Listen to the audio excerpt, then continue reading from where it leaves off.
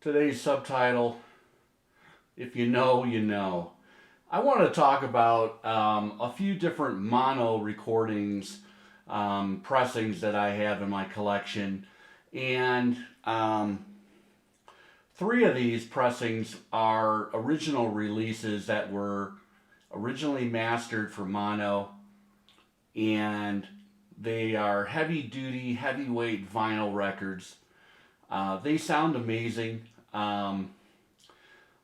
As much as the next person, I love stereo imaging, stereo sound stages, two-channel sound.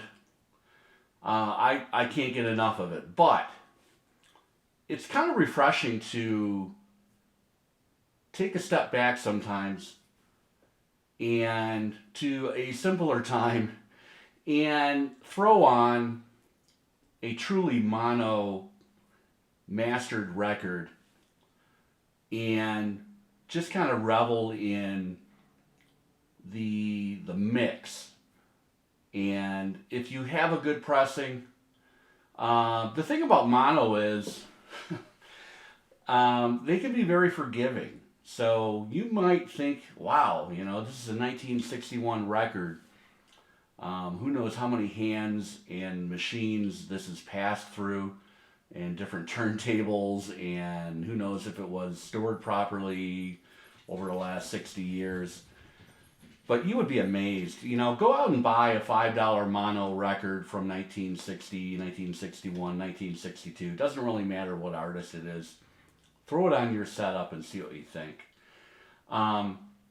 There's a lot of people that will say, oh, well, these are the real mono purists. They need to have a separate turntable with a mono cartridge. I'm not about that at all. I do have a stereo and mono switch on my new preamp, new to me preamp. And I actually had one of those on the Marantz as well, and I have one on a vintage Harman Kardon 730. So I can kind of switch back and forth between stereo and mono as I need to. That's today's intro, and it was actually longer than I had anticipated. But I want to talk about a few mono pressings today and just kind of revel in their sound. Stay tuned.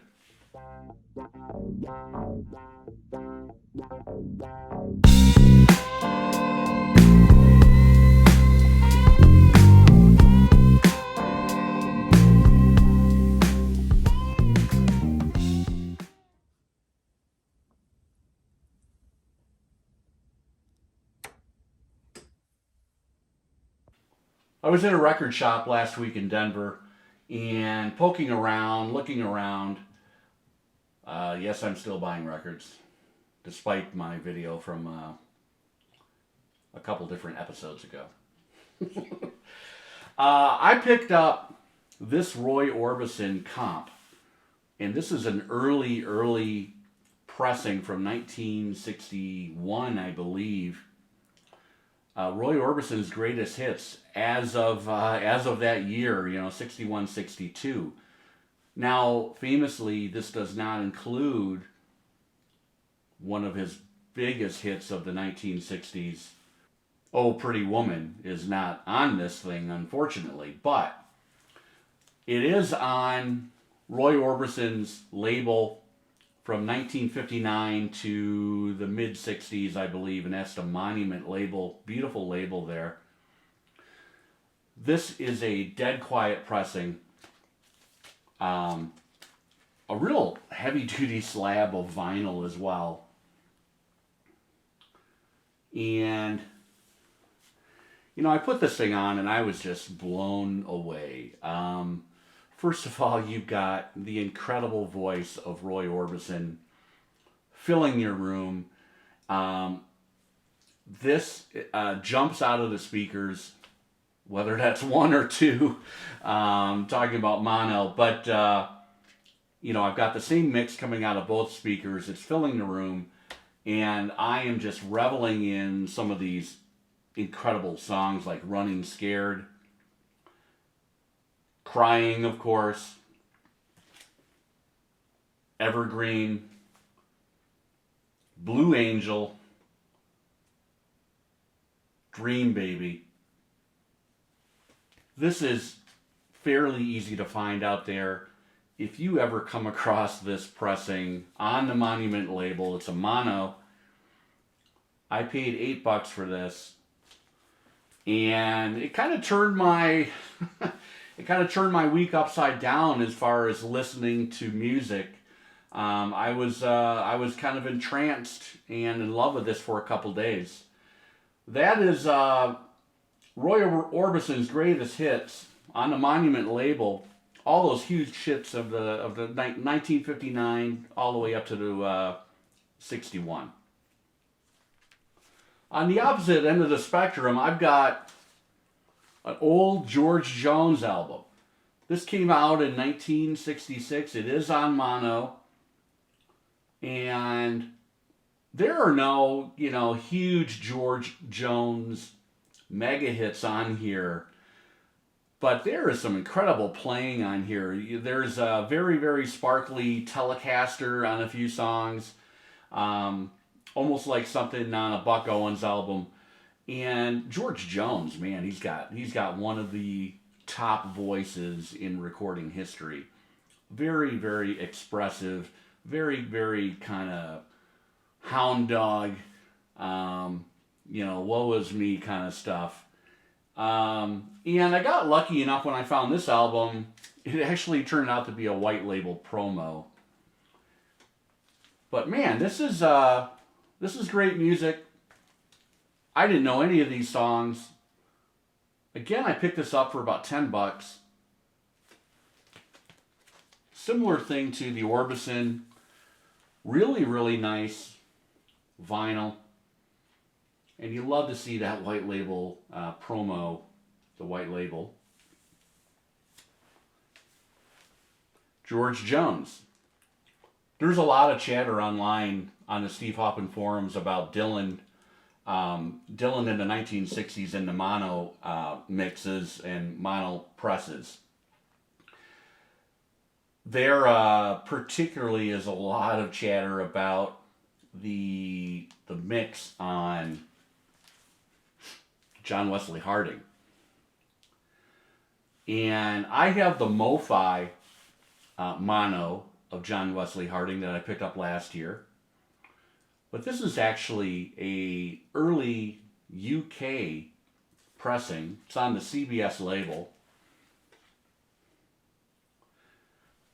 This thing has got incredible punchy bass on it. And that's what you want when you're listening to this album. Because there are a lot of different mixes and pressings out there that are known to be kind of muddy, kind of washed out, kind of rolled off. You want an early US or UK mono pressing and you're going to be in great shape. If you can still find that MoFi, go ahead and get that. I believe that was on... It was a 45 2LP cut, I think. But another quick thing about this album, so many good songs. Dylan really kind of switched out his sound for this. I Dreamed I Saw St. Augustine. What an amazing song. Of course, All Along the Watchtower, The Ballad of Frankie Lee and Judas Priest, Drifter's Escape.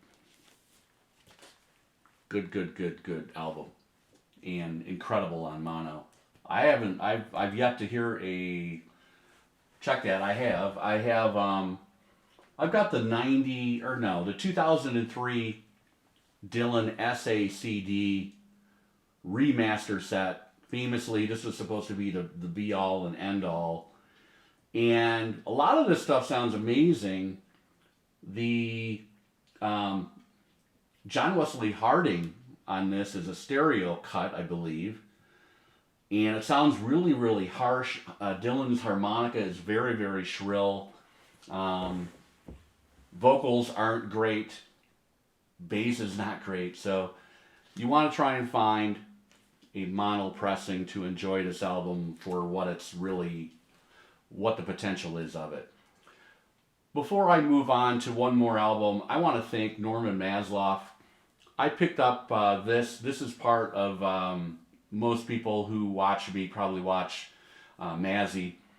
This was part of the Coleman Collection. Coleman Burke passed away earlier this year. Everybody, I think, probably knows the story. Mazzy and a friend, Coffee Dave, acquired his collection and have been reselling a lot of it, and then also retaining things for their own collections. But this is really cool. Thank you, Mazzy, again. This was, Mazzy did some online live stream sales earlier this fall, and I got a Dylan, kind of a Dylan set, for a Dylan bundle from him, and this was a real pleasant surprise. Last but not least, we got to talk about the Beatles, right? And man, if you can get your hands on any of these 2014 mono reissues from the Beatles, particularly everything up to Abbey Road, not including Abbey Road because Abbey Road was stereo. Wow, this is how, in mono, this is how the Beatles, George Martin, the engineers, they worked and worked and worked to make these mono mixes jump out of the speakers. You know, we're talking about AM radio in the early mid-1960s for the most part. And this is how people heard these albums, AM radio and not state-of-the-art turntables and you know, speaker setups. So this thing has incredible punch to it. It's just incredible. I mean, Taxman, first of all, what a way to start off the album. And McCartney's got that famous kind of freak-out lead guitar solo in the middle of it. And George Harrison's got these cutting, almost punkish rhythm guitar strokes. It's just an incredible listen. I could go on and on and on, but I'm not going to. That is... and of course, they've replicated that parlophone. These are pricey. Why didn't I buy this box set when it came out? The mono mixes. There is the Past Masters the mono singles that I think is available right now. They've just uncovered a bunch more that's been on sale. I picked one up. If you don't have that, go and try and find one. Check the In-Groove, Acoustic Sounds, the normal places. That was a quick one today. I just wanted to talk about kind of, if you know, you know. These mono records were amazing. The sound was fantastic. The mixes are interesting. There is a podcast that I'm going to recommend. I'm going to drop a link in the description of this video. It's called Back to Mono. And another one, I think it's called Mixology, where this gentleman talks about different albums and the stereo versus mono mix. One thing that comes to mind, of course, is Pet Sounds. But hey, thanks for watching, everybody. Check out the merch that I have for my channel. Love the support, people that have been making orders. Thank you very, very much. I've got everything from stickers to t-shirts to kind of a heavy-duty sweatshirt. That's it for that. I'm going to stop pimping the shop for right now, but please subscribe if you're new to the channel. Thank you for watching, everybody, and I will see you soon.